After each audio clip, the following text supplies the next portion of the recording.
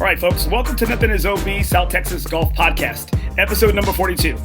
Today I have a really important, super special guest tonight. I know a lot of people have chirped about him, with him being part of the Alamo City Golf Trail. I have Ruben Caraveo on. He is the Director of Marketing for the Alamo City Golf Trail here in San Antonio, Texas.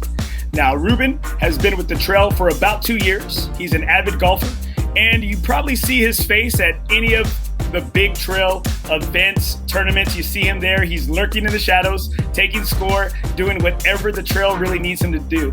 If you've seen any of the Alamos Basin golf course post, that's your man. He's the one that's responsible behind all their promotions, behind all the social media.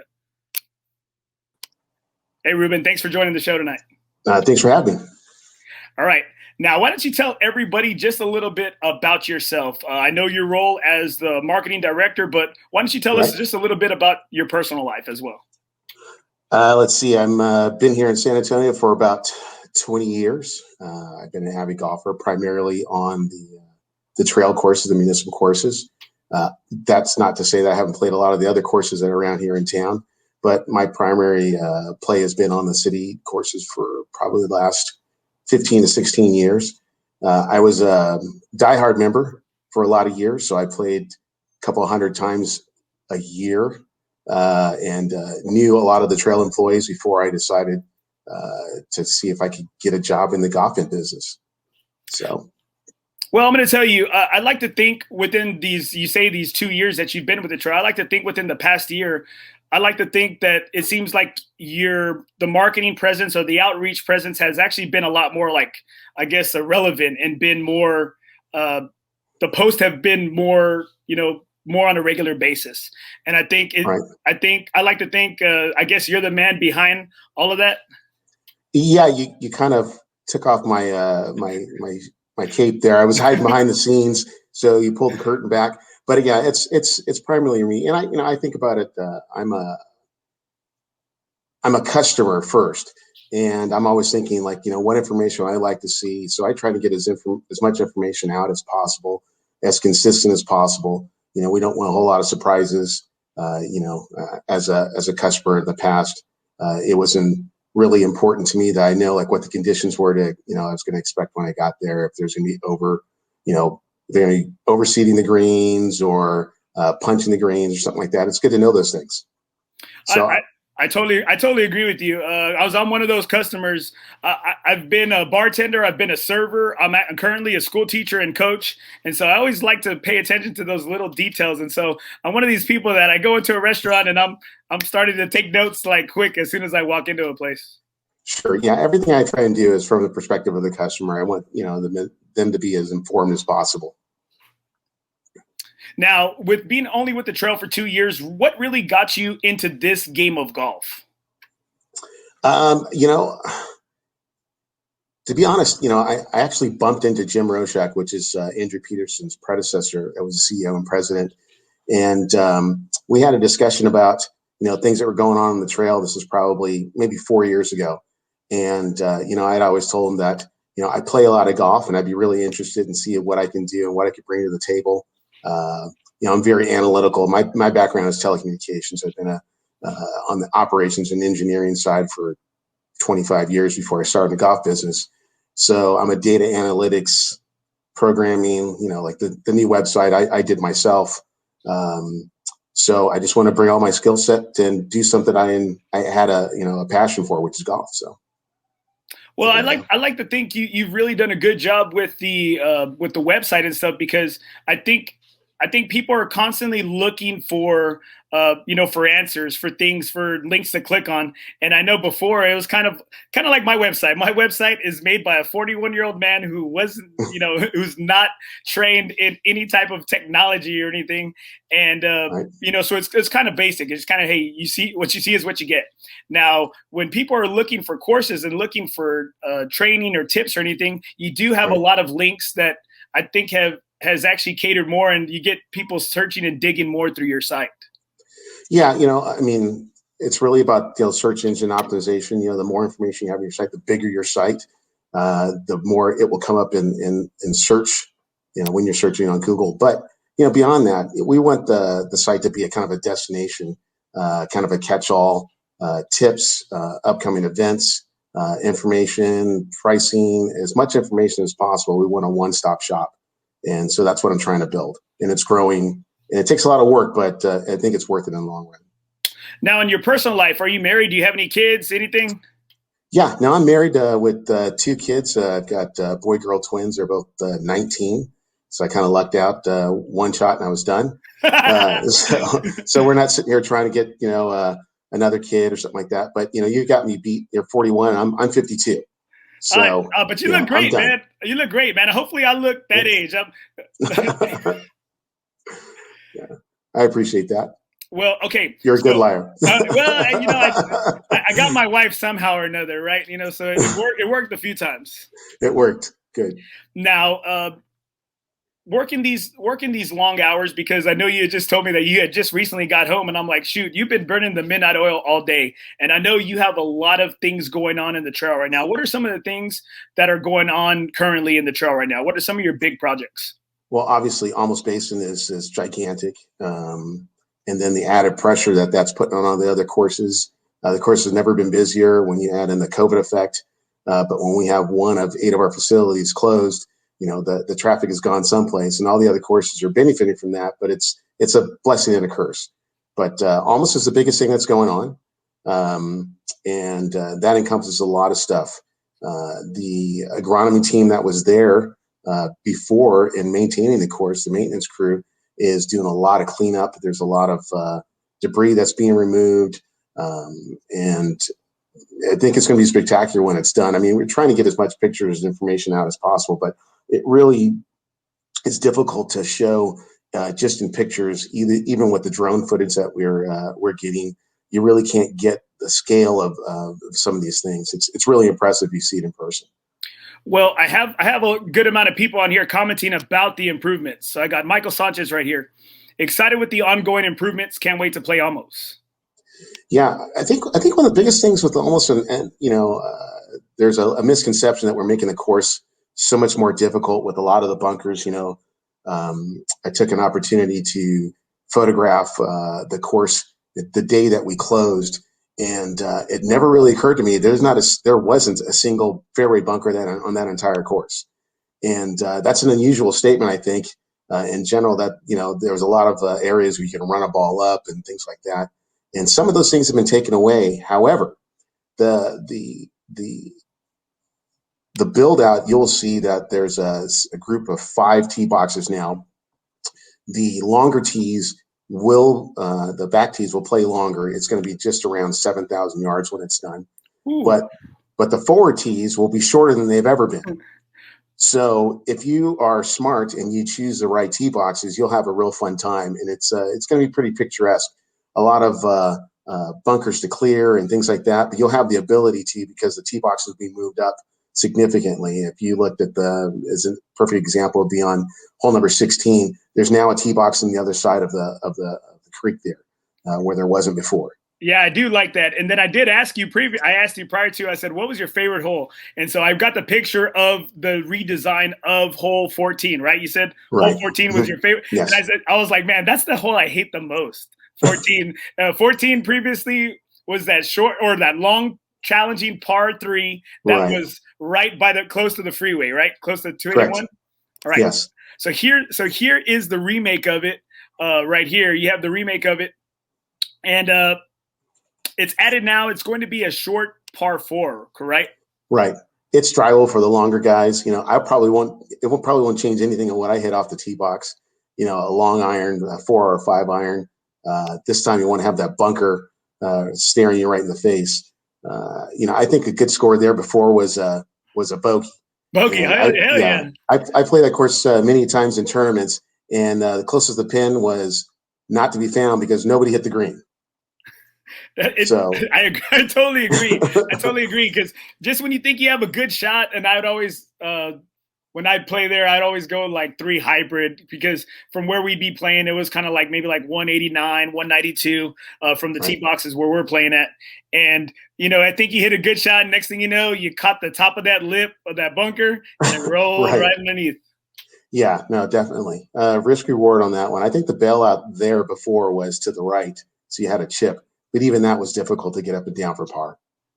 Yeah, it was a tall lip, and I know when anybody had par there, they left feeling like $1,000,000 because par, like you said, bogey's good, and then but par felt like a birdie there. Yeah, another thing with that hole that's going to be different going forward is the maintenance crew has cleaned out that entire riverway or the creek onto the left of the hole, and it's unrecognizable at this point. I have some pictures I haven't posted up yet, but that hole will look significantly different than it does before if you could picture it. Well, I'm going to tell you one of the big questions I had for you, and I know several other people on the show had asked me why are they doing these remodels and upgrades to Almost. And one of the things that I was continually wondering about is, are y'all in any of these remodels? Is it helping, I guess, the flooding and the drainage that continually may occur there? In that, because I know Almost is in a flood zone. Correct. Yeah, it's almost basin. I mean, it literally is the flood zone. If you look at, I think the starting process when we redid hole number 2 last year, that was a hole that was basically too close to the trees. It couldn't get enough sunlight, couldn't get enough wind. It would stay wet and never held its shape.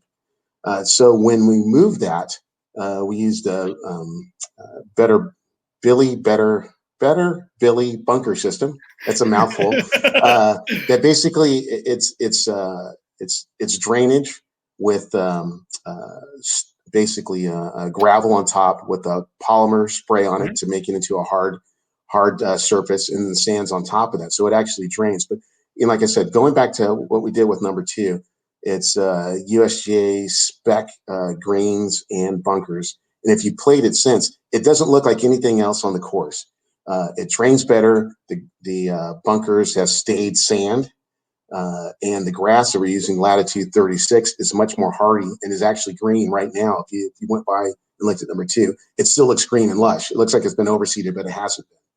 So well, I'd want to. I'm sorry, I didn't mean to interrupt you. I work right around the corner, and so like you understand, it's like going to a buffet and not being able to eat because I'm continually passing by McCullough, passing by Bassie, and I'm just right. I'm just chomping at the bit. But that's how I always am because it's right down the street from my work.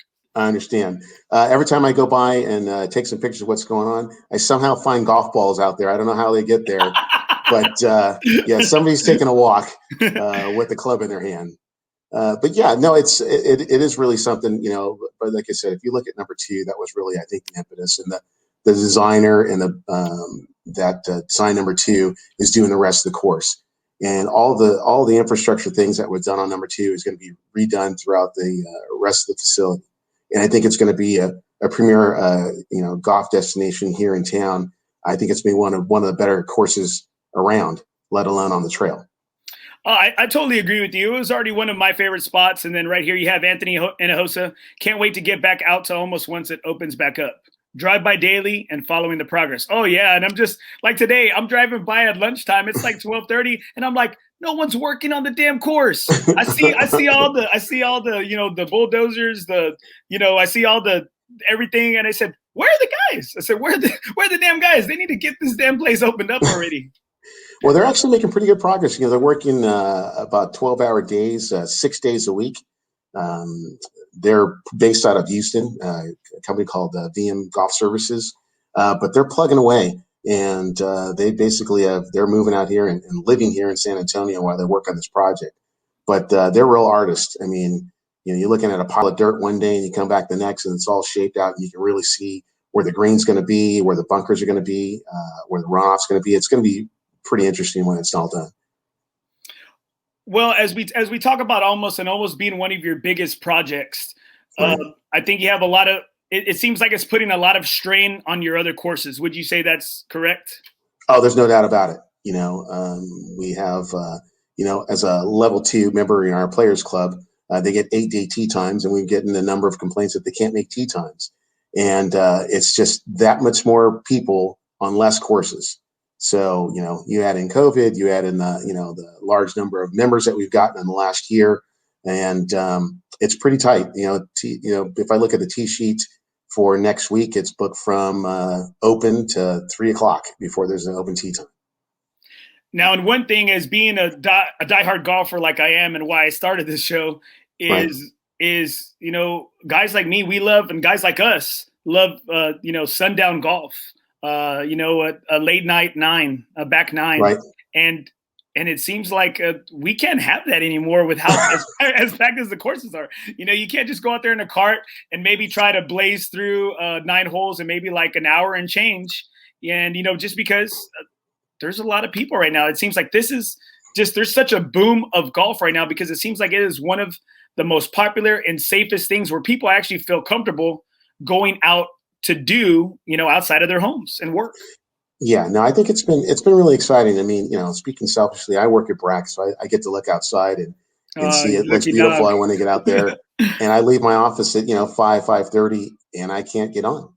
I'll walk maybe 3 holes. I'll walk 1, 2, and 3, and get to the car and go. But it is busy even in the evening. But it's exciting to see. There's a lot of new people, a lot of returning golfers. And then we have, our consistent, committed players that play on a regular basis, but they have to contend with all these new guys. I got some good questions here.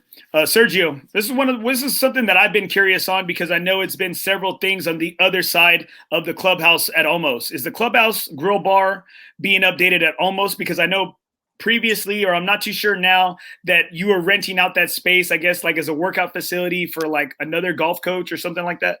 Yeah, Craig Brown, he runs a golf fitness facility in that area that used to be the grill many, many years ago. I don't think a grill is going to be in the plans, but we are going to be redoing some portions of the clubhouse. I'll save that when we get some, artist renderings of what the expected clubhouse will be looking like. But we're going to update that as well. That's really neat. We can't have this fantastic course with an old clubhouse, so we're going to do something about that for sure. Now, I got Ray because I'm trying to look at several things here. Again, just for some reason, they only show a certain amount of comments on my screen right here that we're streaming from. And then I'm looking at comments from my iPad and my iPhone. I got Ray Garza. I'm sure you know Ray really well. Yes. Ray Garza, hey, Ray. One of the hardest working guys I know. Great job, Ruben. Who's he talking about? You? Yeah, he's talking about you. He's talking about you. I love Ray. I had Ray on the show. Ray and his lead instructor AJ. They were on the show. They were episode 18. Yeah.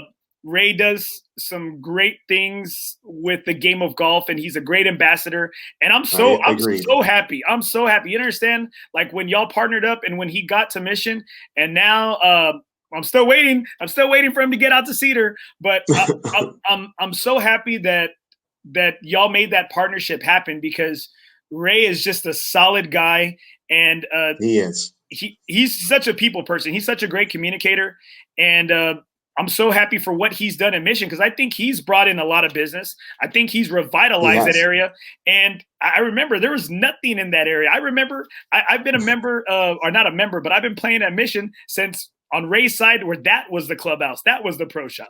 Right. Yeah, no, that's been a long time. No, you're right. Ray is a fantastic human being, and he's doing a great job with On Par down there at Mission, and I'm sure he's part of the success of that course is seen.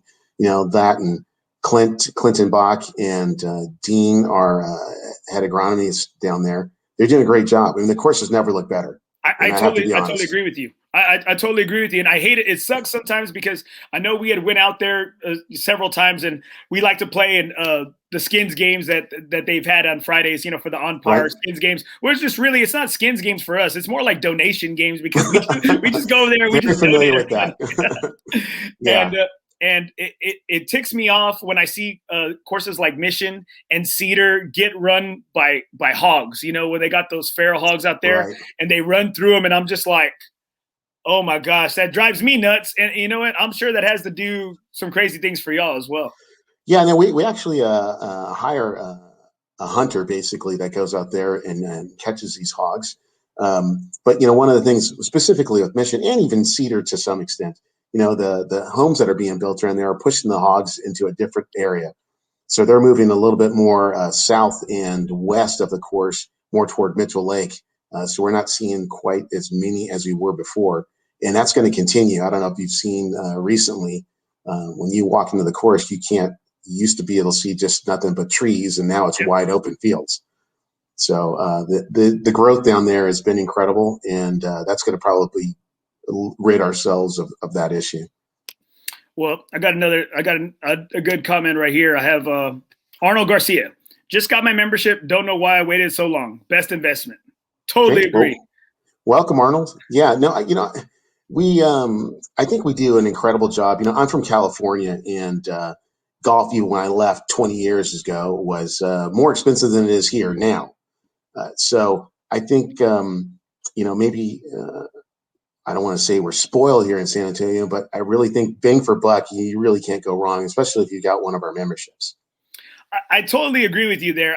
I'm a member, and because I work down the street from San Pedro, I'm right down the street from Alamos. So it ticks me off when my dad and uncles come to town, or my friends say, "Hey, can you meet us at Alamos?" And I'm like, "Shoot, I'm just on the other side. My school's right off of Oblate and San Pedro," and so I'm like, "No, I can't meet you, jerks." I can wave at you. I could drive by. at the light on Bassie and McCullough, and I can wave at you.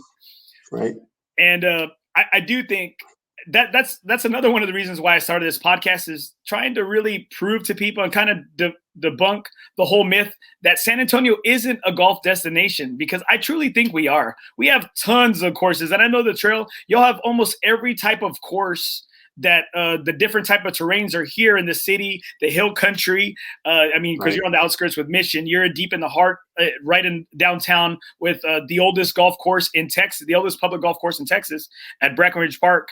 And then you have, mountains, you have some hills, you have real scenic views at Cedar. And so, we have a little bit of everything within the trail. Yeah, no, I totally agree. When somebody asks me, which course do they play, I really want to ask, what kind of play do you like? You like a lot of undulation? You like a lot of elevation changes? Do you like something flat? Do you want to walk? So there's a lot of questions, and people are usually surprised because typically, municipal courses, unless you're talking about me like San Diego, who's got Torrey Pines or something, it's relatively flat, park-like, really like almost. But even today, something right out of the 50s. Basically a cow pasture that they turned into a golf course. And, that's definitely not the case here. You look at Cedar. I remember the first time I played Cedar almost 20 years ago, I could not believe it was a city course. It was just shocking to me. It was incredibly difficult, and it was picturesque. This is obviously before a lot of those homes were built, but it was something else. And it's one of my favorite courses. I totally agree, and I think it's one of the tougher ones, because I know with Cedar being, in previous years being a U.S. qualifying course, right. And I know y'all just recently had the men's open there, right? If I'm not mistaken, yeah. You had the men's open there, the San Antonio Open there, and it's a very tough course, very tough track. Now, in moving into that area. With Cedar, I recently played there last Friday. Now, when talking about one of the big issues that has come up within the golfers and with the Alamo Trail is the flagging system. All right. Yes. Now, as we were there, I know it wasn't, I guess, officially that it was going to be implemented, but I know we saw some people coming around, and we were on hole 2. We were on the green of hole 2, and a guy came by and he gave us this flag right here. Uh-huh. and we're over here like there's the yellow flag, and we're looking like we don't know. What do you want us to do? We're on the green. We're on the green on hole 2. The guys are waiting on the tee box. The group in front of us is waiting on the tee box at hole 3, and so I'm just like, I don't know. Does that mean we're going at a good place, or we need to slow down? What does that mean? Well, basically it's green, yellow, and red. Green means you're on pace and you're doing a good job. Yellow is you're falling a little bit behind and you need to pick up the pace. And then red is, okay, you need to pick up your ball and move to the next hole, let the group behind you play through. Then that's probably going to require some interaction between the golfer and the marshal at that point. But this is really a system to kind of indicate to people, walkers and riders alike, at least with the riders, they have the ability to see the GPS units to get an idea where they are on pace of play. But with walkers, they really don't know. But, we see a lot of groups that fall behind where they're basically not keeping up with the group in front of them. And I think that's the primary focus, to get people to get a little tighter so we don't have large gaps, because it's just like traffic on the freeway. We have one group and then it just stacks up and it's a domino effect going backwards. So it was really implemented to make sure we can communicate with the golfers without interrupting their game, to have a conversation with them. That's just going to add more time to the situation. But it's a concerted effort, from the starter to the course manager who's monitoring the pace of play in the clubhouse, and the communication of the marshal with the actual individual customers. But beside that, we really want to make sure that the customers are aware that, we take pace of play seriously. We want everybody to have a good time. That's the whole point. I mean, we're in the hospitality business.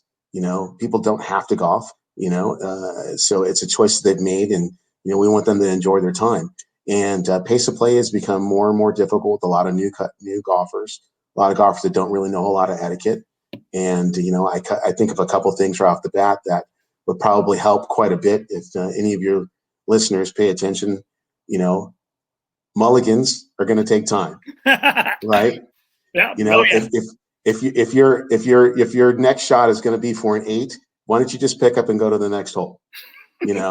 So a lot of times, I watch a lot of golfers, and I see 3 or 4 off the first tee box. That just adds a whole lot of time. So if people are really, aware of their surroundings and aware of, watching the guy that's in the stand in the middle of the fairway with his arm on his hip. I mean, that's a consummate "I'm waiting for you to hit" kind of move. Or picking their hands up like, "Come on." Yeah, like, "Come on," or yeah. So I mean, it's everybody that complains about pace of play.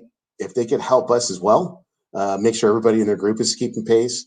If they're riding together in a cart, instead of 2 guys riding over to one ball to watch him hit, and then the other guy goes and they jump in the cart and go to the other ball. They can grab clubs and walk and save time. But really, just keeping up with the group in front of you is the most important thing. So that the flag system is a way to communicate at a distance without a whole lot of hands-on interaction. Get people upset. They can get an idea where they are. I totally agree in that sense, especially now that you have a lot of new golfers out there that that don't know the etiquette of the rules and things of that nature. It helps them to, hey, you got to pick it up. Like my buddies and I, we had our first round of the year was January 1st, and we're playing out at Canyon Springs. And one of my buddies has his phone and he's got his app. I'm like, "What are you doing, bro?" "I got my app. I have my app right here. I have my app." I said, "Well, hey, okay, you know what? We're 150. We're about 150 out. Take the 2 clubs you need. You want to check your phone, and hey, make your decision right there." But he's going out, checking his app, then he's going to his bag, and then he's going back, and I'm just like, it's driving me nuts. And I'm telling him, and I'm like, I said, "Hey, bro, it's my boy Rudy Mendez. If you're watching, please know I'm talking about you." And Jeremiah and Jake know from that round. And he's like, Canyon Springs is a pretty penny. He goes, "Hey, I paid $90 for my round of golf, and I'm going to get my $90 worth of golf." And I'm like, it has nothing to do with that. It's just, hey, it's just ready golf. This is what ready golf means. Being ready to hit when there's an opportunity, when there's an opening, whether you're out of turn, if no one's in your line of sight, hey, let's go and let's move on. Yeah, I think you're right. There's so many new golfers, and they really don't understand, like, waving a group up on a par 3 or something along those lines. I think, unfortunately, a lot of the golfers are looking for the golf staff to manage pace of play 100%, when a lot of the responsibility does fall on the golfer to keep up with the group in front of them. Don't hit 4 balls when you're hitting them all out of bounds. Play the right tees, which is probably one of the most important things. I see a lot of guys that are playing the tips at Mission del Lago or Cedar Creek, and they'd be happy to hit it 200 yards off the tee box. I tell the story a lot. There was a golf course in California that the guy would watch your swing and then tell you where to play, and that would be it. It's like, I need you to go to the white tees, you to go to the blue tees, and that was it. That was the end of discussion. It was almost like the suit Nazi, he would just kind of like throw down the law, and that was really how it went. But that's how they really, establish a pace of play. People don't really understand, it's supposed to be fun. You'll probably enjoy yourself if you move up, I think a lot of players, other than if you disregard Breckenridge because it is relatively short in distance, but like it almost opens up. I think a lot of people will probably enjoy the whites or yellow tees versus the blues any day of the week. They'll enjoy the round. They'd have a little bit more fun. Their scores will be better, and there's just a lot of people with a lot of ego out there that, probably would do better by moving themselves up one tee box. I like this comment, Mark Trevino. So no more breakfast balls. If you keep it to one. See there, okay. Hey, you heard only it from on the first tee. You heard it from the man right there. Yeah, and I totally agree, because some people like to say, "Oh, hey, we get a mulligan on the front, mulligan on the back," and I'm like, no, hey, you get a breakfast ball, or depending on when the tee time is, if you're playing like at 11:30, 12, hey, it's a brunch ball, So you get one off the first tee.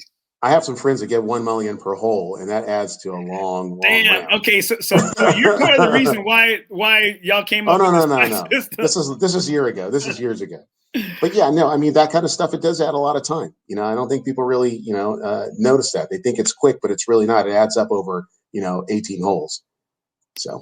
All right, my buddy Albert Hutchins said, I played almost for the first time this year before it closed. It was a great course. Can't imagine it getting tougher. Excited for the new course. And we all are. And like I stated, it seems like as I drive by there, I always like to replay these holes. And now I'm looking at, seeing it torn up. I'm looking at hole 5, and it's always right by the railroad tracks, that par 3.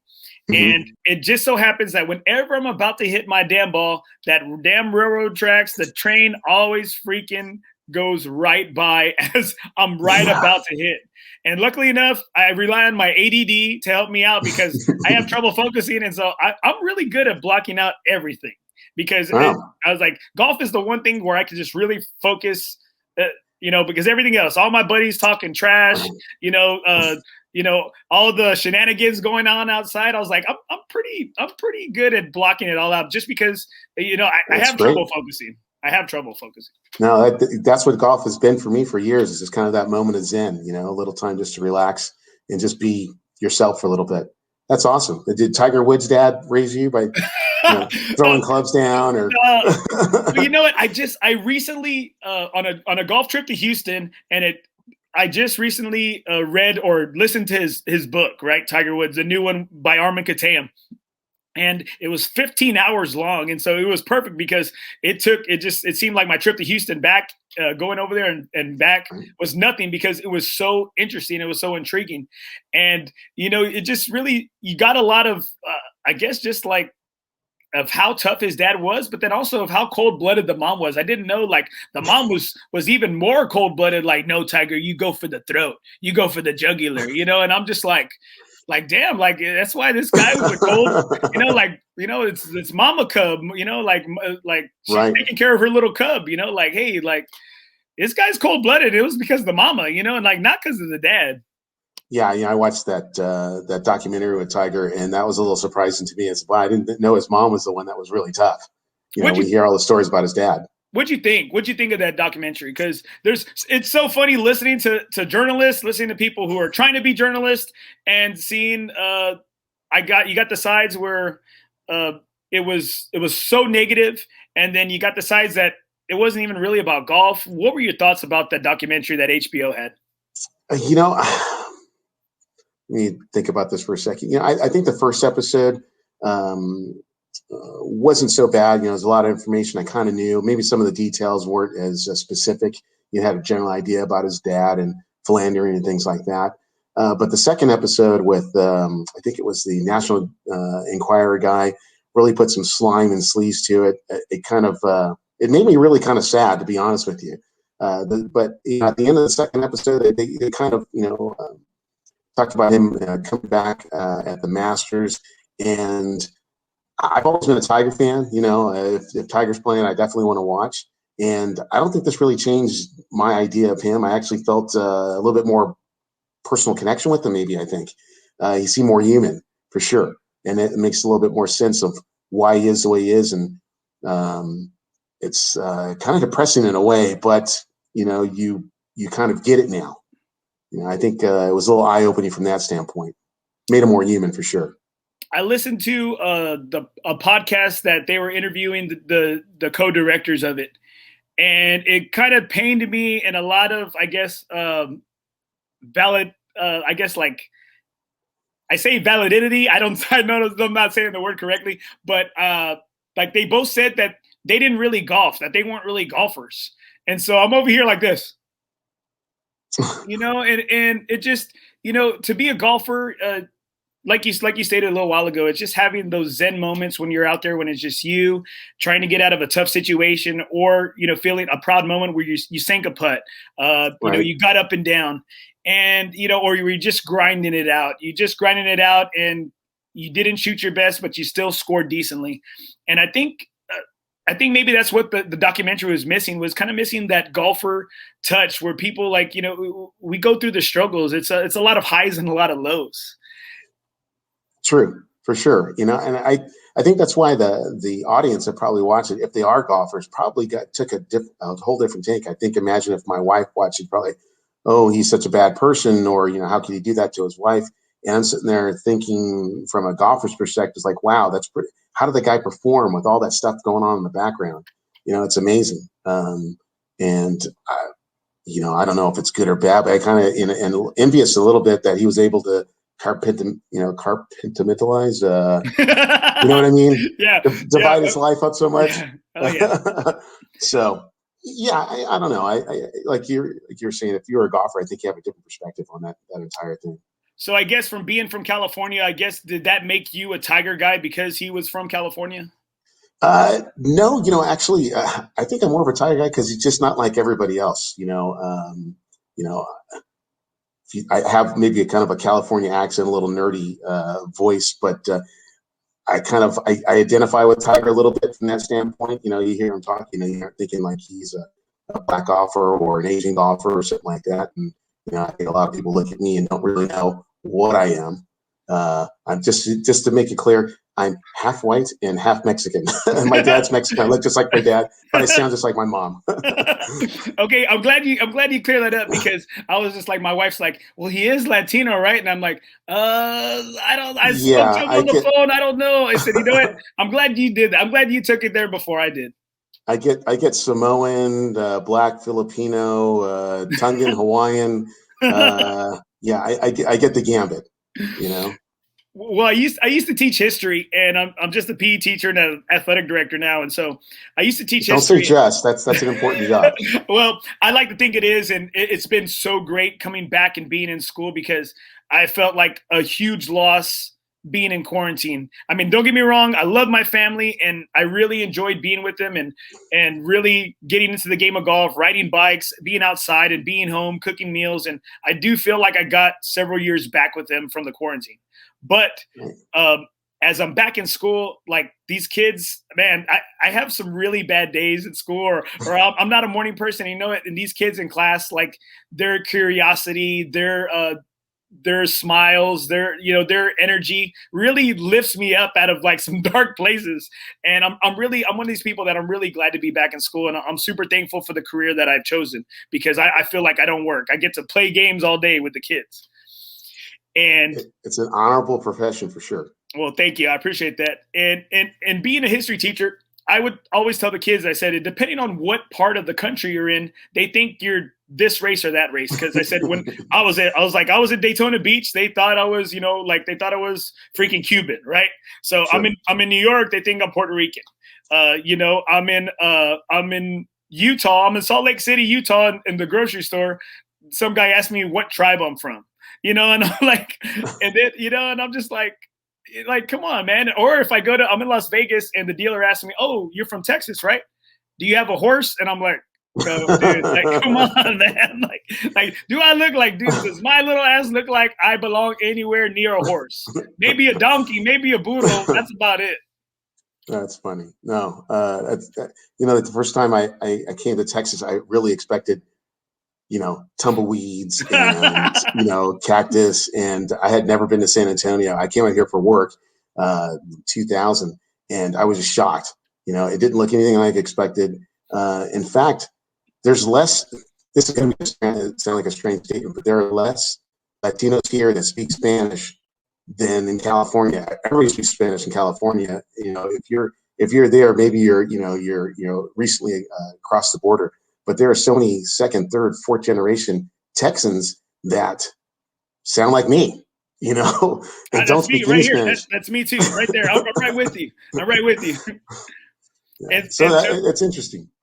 And so in Tiger Woods and, in his diversity, would you say that golf has kind of is growing towards a more diverse golfer? Maybe not necessarily a golfer having a different shade of color, but maybe where it's going more towards different genders, different type of golfer where they're younger, they might not dress the same. They're people with maybe a little bit more loud clothing or more lax clothing. Would you say the golfer nowadays is just a lot more diverse? Oh, definitely. Specifically, if you take a look at the clientele, if you go to San Pedro on any given night, you see the gambit.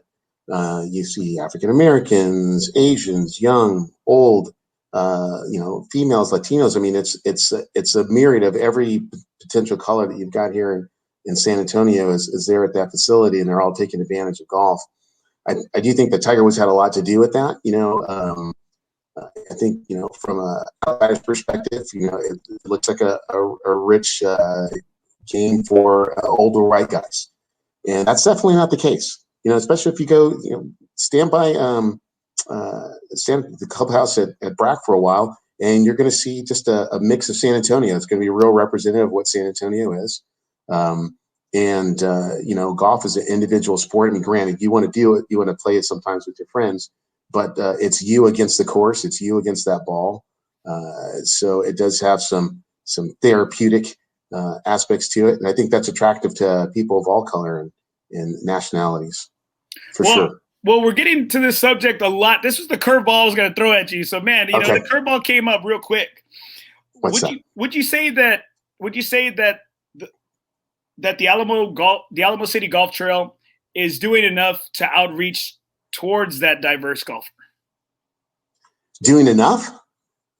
Well, I mean, I think we're probably doing more than others. We make it a focus. If you look at the mix of course managers as a perfect example, we got African Americans, Latinos, female.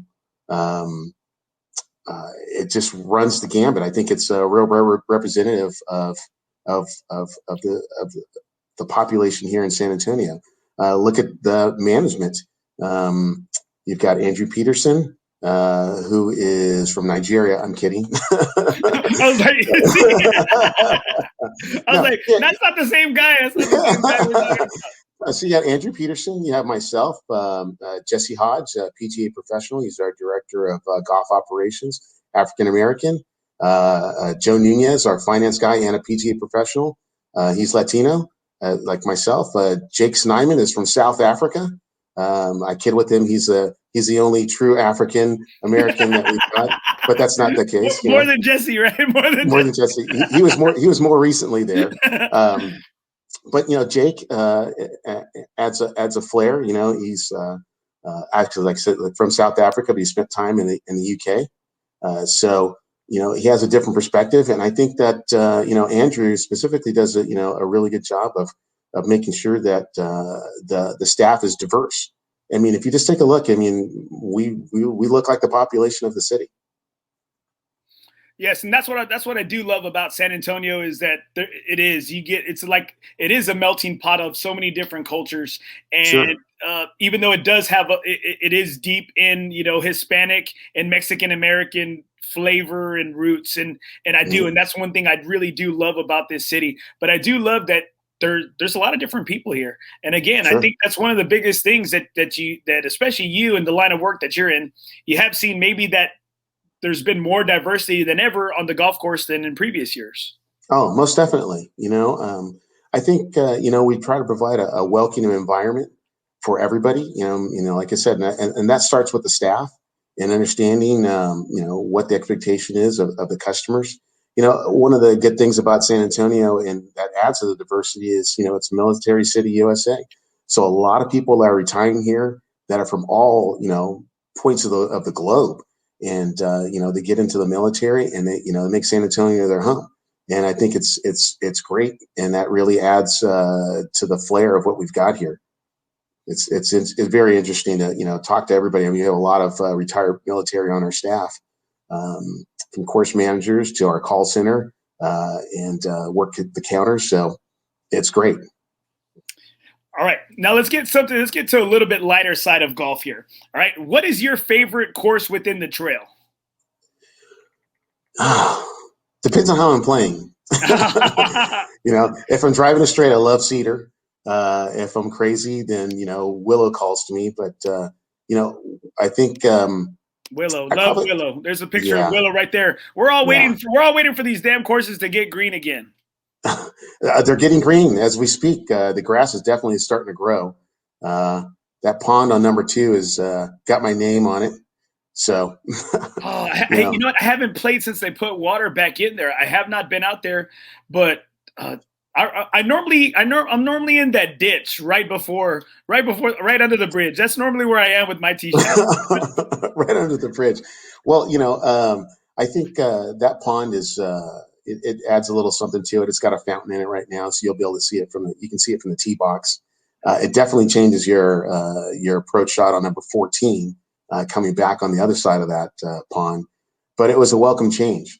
I think number 2, as difficult as it is, but it gives you a little bit of aiming. It's not like if you hit it in that pond, you had a clear shot.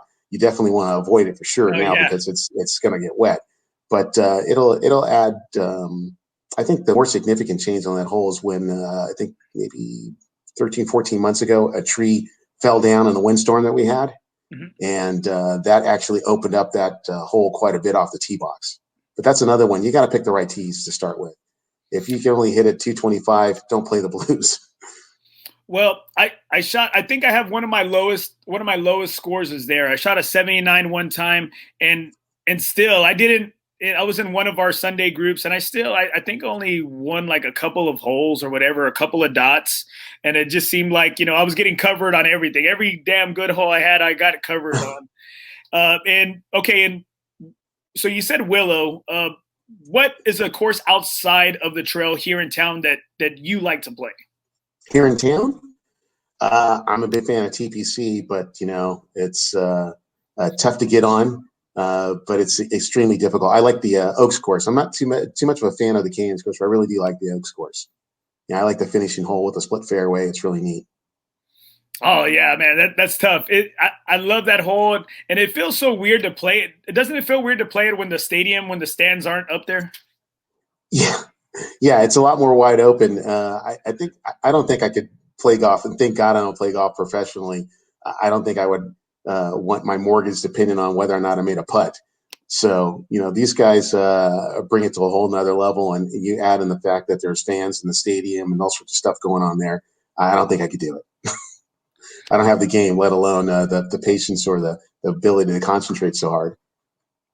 Well, I'm going to tell you, for me, I love the trail because I truly think the trail is like the working man's course here. It's like the everyday people's course.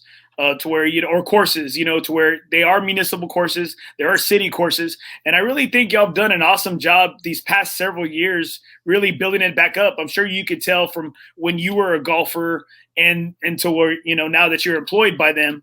I think it seems like Andrew's really leading y'all, I'm not going to say, because anybody knows as like a coach or a leader that it's not just one person that makes everything happen, but it does take some leadership, and it does take some people to kind of hop on board and for the team being all on the same page for it to grow. Because I truly think y'all are growing leaps and bounds. Because you know what, I say a year or two ago, people would say Michigan was in crappy shape. Or like, almost, sure. The greens are horrible. But you know what, like now it's really tough to say that because you know what, a lot of the greens are running true. They're running good. And you know what, I think right now, especially that it's dormant season right now for the grass, I think the courses are kind of hard to grade. Like we were at Cedar on Friday and I was just like, man, I was like, the fairway's beat up, it's beat right now. Well, you add in a couple of things right now specifically. Not only we have a lot of play, but the single, people playing with their own golf carts by themselves is really add a lot of pressure, a lot of compression to the golf course. So you add in dormant at this time of year where the Bermuda is dormant. You add double the number of golf carts that are on the trail, and it's kind of beating up the courses. And then you add on we're just getting that much more play. But the biggest concentration on the trail really is to have good tee boxes and good greens. And I think if you look at it from that perspective, the weather is going to determine so much of the course conditions. But overall, across the trail, the greens have probably never looked this good. They're probably never rolled this true. And that includes Mission, which at some point, had a lot of goosegrass on it and weeds. And Dean and the team down there has done an incredible job of getting that course up to speed. But, I kind of look at it like I'm happy to be able to play golf in January. So, I'll take what I can get at this point. I truly feel you there, because I listen to some podcasts and they're from up north. They're from like Connecticut and New Jersey, New York area. Right. And, they're talking about this being the off season. And, we're here in Texas or South Texas, and like, what off season? Like we don't have an off season. It just might get a little bit colder. Right here, I got Michael Sanchez. Played well last month. It was in pretty good shape. Greens were lightning fast. Why does every golfer say, "Oh, the greens were lightning fast," but I loved it? Why do golfers say that? I was just at Willow maybe about 3 weeks ago, and I saw somebody literally 5-putt on number 9, and because the greens are so fast, he putted past the hole, past 5 times. I hate where y'all have that damn pin placement on 9 sometimes, because if you don't get it high enough, it's gonna automatically start rolling back at you or rolling off of that front ledge, man. Yeah, we won't go into that. it was a tough position, but I think that the speed of the greens, it kind of adds a little extra something to it. When they're slow, when you've got to whack the ball with your putter, it really kind of is a little, it's disappointing to say the least. You want to be able to hit the putt and, basically have it roll true. And across the trail, I think they're looking pretty good. But yeah, the greens are pretty quick at Willow right now. Dormant conditions going to make it a little firmer. I have Dennis, ACGT member here. Been loving the trail and appreciate the work y'all put in. Oh, well, thank you, Dennis. We appreciate you guys being a customer. We get a lot of positive comments. The positive comments definitely outweigh the negatives. We've got a lot. We have some. Always going to have some naysayers that aren't happy with their experience. But I think the vast majority of the golfers appreciate what we do. We take all the profits and roll them back into the courses. Like almost a perfect example. That's a self-funded project, and things that we're going to do in the future. That's basically what we're in the business for. So we're a nonprofit. So when we make a profit, we roll it back into the courses. Well, here I have a good question here. Just sometimes people have to log on, and some people don't log on, so it doesn't give their information or their name. It says, "Is there any plans for any new courses to be developed, or what other existing courses are in the plans to be redone like Almo's?" Without giving away too much information, come on, you gotta give my listeners, some viewers, something. We're all about that Google. We're all about that juice. 2022 to 2023, probably Riverside is on the table to get a redo, like Almost. If you look at the conditions of the courses, Riverside, the front 9 was built in the 20s, back 9 in the 60s. But all of the courses, Willow, Northern Hills, even Mission Alaga to some extent, and Cedar Creek, they basically were using old technology for their bunker system. There's no drainage. A lot of people say, how come we just don't put sand in the bunkers as an example? There's no liners in these bunkers, in the older bunkers, and the sand will soon turn into dirt. So it's one of those challenging situations that, you really need to rebuild them from the ground up in order for them to stay good enough. And just putting sand on them is just not going to be good enough. So when you look at the courses across the trail, Riverside is probably slated next to get a full treatment, and we'll have to redo the bunker complexes and greens and the tees at that course as well. Well, I'd really like to know whoever posted this question, if they would please put their name on, would they comment and put their name, because this is a really dang good question. If they would put their name on there, the first and last name, so I could know who they are, because again, we're going to be giving out 4 individual rounds of golf here at the end of the show. So that's a damn good question. All right, so now tell me, favorite golf movie? Tin Cup, for sure. I don't know if it's sure. I don't sure if it's because of the golf or Rene Russo, but it's a toss up between the two. And Cheech is in there too, so he's one of my favorite actors. I love that movie. I've said it on here before. It's like, you know what, I sympathize with Romeo. Romeo's my man. I wouldn't be Kevin Costner because he's too good looking of a dude. But I said, you know what? I'm totally like a Romeo. I'm a real good wingman. I'm a real good second act. I hear you. I feel the same way. If I could just break a couple clubs, that would be good too. All right. Okay. I have a big idea for you, Ruben. You're the marketing guy. Okay. I said, you know what? Okay. I told this to Ray. I tried giving it to Ray. I said, Ray, I'm giving this to you. Do something with it. Grab a pen. I haven't heard anything yet. Okay. Now tell me. You can tell me if I'm crazy, because a lot of my friends think I'm crazy already. Now I have this big idea just because I'm stealing it from another show that they've had something similar to it. And I think as the trail having many different courses that belong, in the same network, that right. I think we're or I say we, we, the trail, I say the city, I think the trail is the only one that can accomplish this goal. It is the Ironman of golf, or the triathlon of golf. And right. What it is you start off at one course. And obviously you're playing with a partner or playing with a foursome, and it's the same foursome or the same twosome, whatever. But you start off let's say you start off at Mission. You play Mission the first round. Then you go and you move on to, say, Riverside. You right. play a mid-afternoon round there. And then you finish up with the third round of golf at either at Brack or at Northern Hills, somewhere along that line, or even right. almost. And it's the Ironman of golf. So make it like a competition or a race? It could be. No, not a race, but just can you do it? Can you play 3 rounds in one day? Can you, and obviously, there might be some prizes here. And then, some of the logistics, it was, hey, you got breakfast waiting for you in your carts. When you right. get to the second course, you got a boxed lunch waiting for you. And then after the third one, and that's where I was thinking that it'd have to be at Mission, or it'd have to be at Brack, because, you have the outside pavilions, or you have, the new Rockin' G Grill, area that they're setting up sure. there, that, to have like, your dinner, and I think it's a really good idea. I think it's something that y'all could do, because right. y'all have that capability with the courses, and then boom, everything can be right there off of 281, or everything can be right there off of 37. And I know there's a lot of logistics that goes into it, but sure. I think that's something that I think that y'all could do, and I think it would be freaking awesome. Yeah, man. No, I like that quite a bit. Travis Salkowski, another PGA professional that runs the AGC Amateur Tour Series.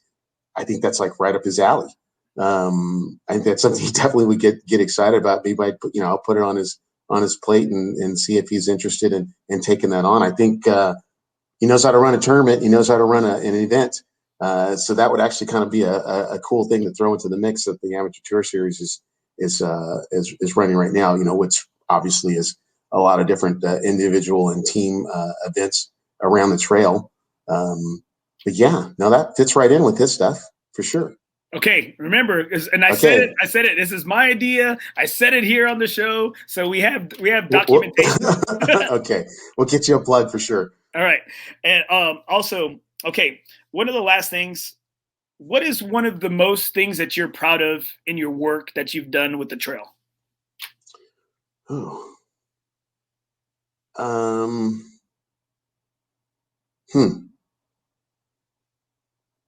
I don't know.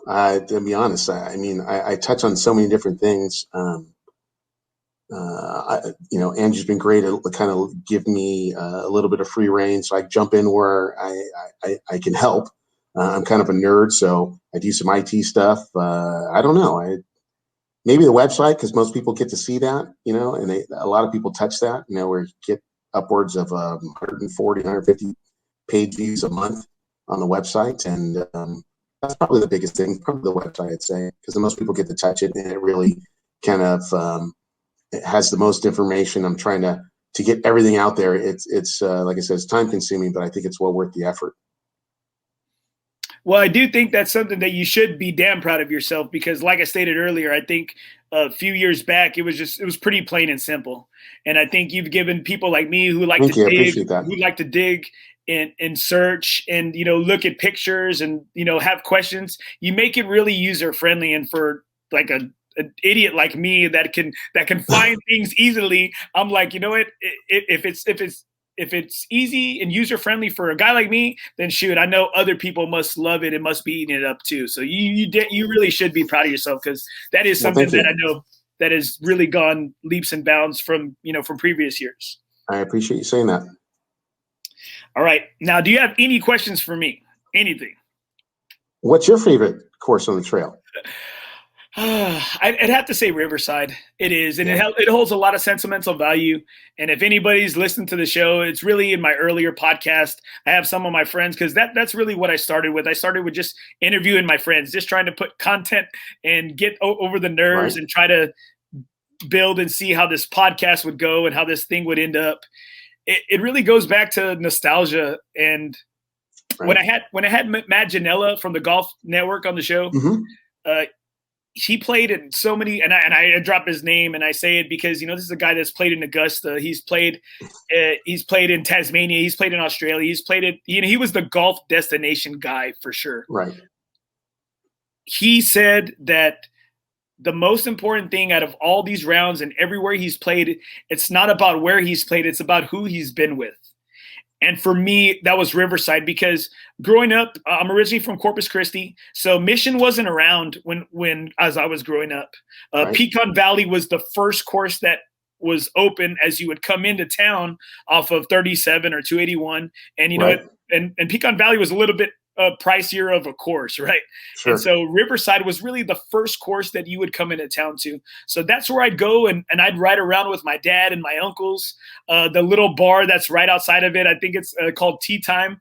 They would push me, back in the day when I was little, they would push me over the top to go inside and get some beers and bring them back over. And I always remember, I'm trying to think if it's the hole, I think if it's 11 or I think it's 12, where you can see the needle, the hemisphere needle, from the tee box.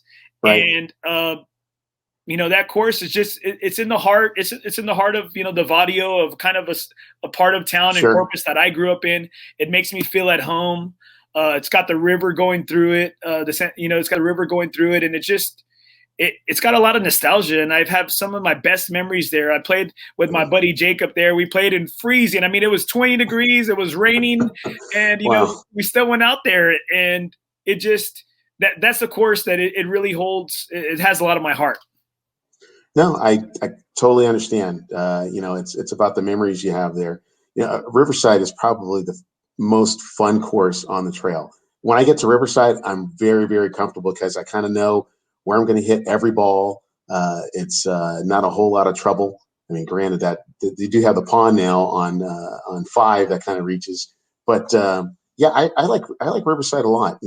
We did some work with a golf consultant about a year ago, and we tried to figure out basically what is most important when it comes to getting people to go to a golf course.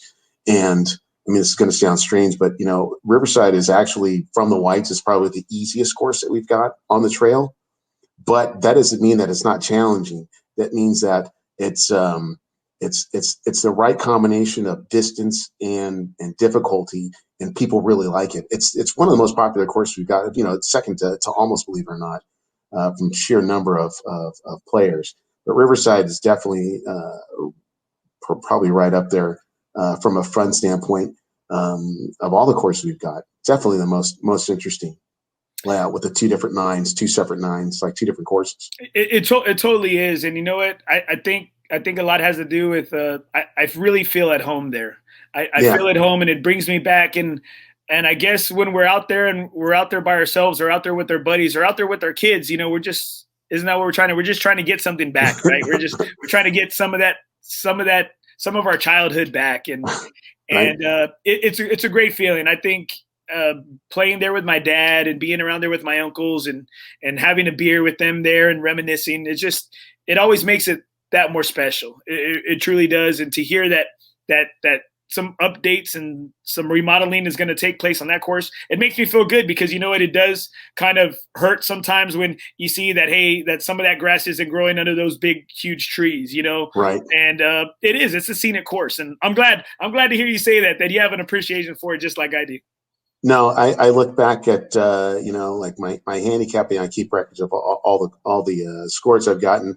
I've played Riverside the most, even though it may not be like I like Willow a lot, but I played Riverside the most, and then maybe because it's quick and easy. At least it used to be. It's packed now, but a few years ago it was really easy to get on and get around the course pretty quickly. But it's a very fun course. I feel very relaxed when I'm there. I feel like I'm in a little oasis for sure. Now I have a good question right here from Yes. Gil. Any chance of bringing back the $25 buddy pass for the level 2 membership? I hadn't even heard of that. I didn't either. I haven't heard of that either. I'll write it down and ask. There you go. Look at that, Gil. Boom. So there you go. So what was it? I wonder what it consisted of. Just bring a friend kind of thing? I'm not too sure. So you know what? Hey, do a little bit of research, and if you get back to me, I'll post it on my site. I'll post it on my Facebook page. Just so we can have that question answered, because that's a good thing. I'm curious about that too. I've got it down right now. All right. Last thing. Who are you playing your last round of golf with? Oh, well, it'd be impossible. My family, I grew up golfing with my family. Everything we used to do vacation wise, all surrounded, like, is there a golf course available at least? If my brother and my father have both passed, but if I could play around and golf with them, that would be the ultimate. If I could turn back the time, hands of time, that'd be awesome. Well, that's what I want to hear, because you know what, that's what that question's for. It just, I had one of the top teaching instructors in the state of Texas. His name is Carlos Brown. He's out of Hackberry Creek in Irving, Texas. Right. And he told me about his favorite golf memory is that they were on a course and that he had like all his aunts, uncles, his grandma, everybody out there. Right. And I'm over here thinking, like, from a logistics point of view, I said, damn, man, you're not getting run off the court. Where are the marshals at this time? But he says that as it being his best memory, because, his family's there. Everybody that he loves was there with him. And that's awesome. That is something great to hear, that, that you would be out there with your dad and with your brother or with your uncle. And favorite golf memory? Playing in Los Cabos with my family. My wife, before we had kids, my mom and dad, my brother, my sister-in-law, everybody was there, and we were playing right there on the ocean and at the Hacienda del Mar resort there. Basically, the course is a Cabo del Sol. Cabo del Sol. I played there. It's awesome. So, my dying wish is to be cremated, split up into 18 bits, and dumped on that course. Yes. Yeah. I love desert golf. Yeah, no, absolutely beautiful. You really, I wish I could go back. When I close my eyes, I'm there now. So it's a beautiful place. But that's the best golf memory, family golf. Yeah. Hey, that's freaking awesome, man. That's like my second home. I got a guy over there that gets me. Hey, if I want to get on the boat, if I want to get an umbrella on the beach, spot on the beach, that's my guy. He wants to get me on the course. I have a guy over there, and I keep telling my wife, she always wants to go to different parts of Mexico. We've been to Cancun, we've been to Isla Mujeres, Puerto Vallarta, like all different. And I said, no, I want to go back to Cabo because I have a guy. I have a guy. Yeah, Cabo's a special place for sure. Yeah, I love that place. Well, thank you, Ruben, for being on the show. If you wouldn't mind just staying on just for a little bit as I close off real here, I really appreciate your time. Thank you so much to everybody that responded today. And I thank you again for just for being open with us and for, shedding some light on you, because like I stated, you kind of do lurk in the shadows. You're there keeping score. You're there, you're behind the pictures, you're behind the post. And it's nice to put, a face and a voice to all those pictures. As nerdy as it is. Thank you. I appreciate that. All right, guys. So if you would just stay on, I'll be right back with you. All right. Sure. All right, guys. Hey, hopefully you enjoyed the show. I really appreciated Ruben. It was awesome to get insight from somebody on the inside at the Alamo City Golf Trail. All right. Now I got four winners for our rounds of golf. All right. 4 winners for our rounds of golf. All right. Here we go. I got Anthony Hinojosa. I got Michael Sanchez. I have Mark Trevino. And I have Gil, I can't say his name, Carvajal. Guys, make sure you message me on Facebook, message me on here, because so I can make sure and get you those rounds of golf. Thanks for tuning in. I hope you enjoy the show. Remember, in the game of life, nothing is OB.